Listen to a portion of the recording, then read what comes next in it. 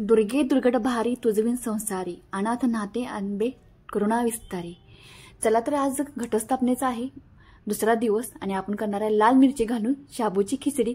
तुम्ही हिरवी मिरची घालून किंवा लाल तिखट घालून खिचडी केली असेल आणि मी आज करणार आहे लाल मिरची घालून खिचडी।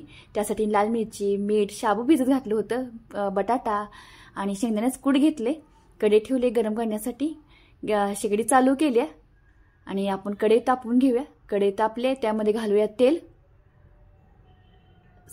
खिचडीचा आपण लाल मिरची घालून खिचडी करणार आहोत। तेल घालून घेतले, ह्यामध्ये घालून घेऊया मिरची। आता लाल मिरची घालताय म्हणजे जास्त तिखट होत नाही, त्यामुळे मी आज लाल मिरची घालून शाबूची खिचडी करताय।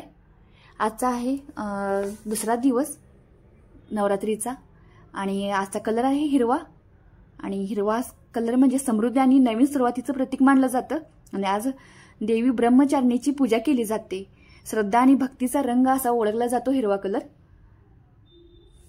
चला तर मग आणि हे आपण तेलामध्ये बटाटा आणि मिरची भाजून घेऊया। बटाटा चांगला भाजून घ्यायचा तेलामध्ये।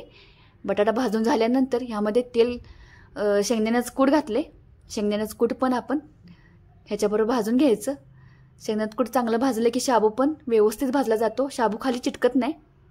बघा तर रात्री भिजत घातला होता मी शाबू। मीठ घालून घेऊया। बघा तर आपण सर्व शाबू व्यवस्थित उशीरपर्यंत भाजून घ्यायचा। नवरात्रीचे दिवस चालत आणि फराळासाठी आपण रोज नवीन पदार्थ करणार आहोत, त्यातील हा पदार्थ आहे। लाल मिरची घालून मी शाबूची खिचडी केली। लाल मिरचीची खिचडी तयार झाले। असंच आपलं चॅनल पाहत राहा आणि नवरात्रीच्या सर्वांना हार्दिक शुभेच्छा। धन्यवाद।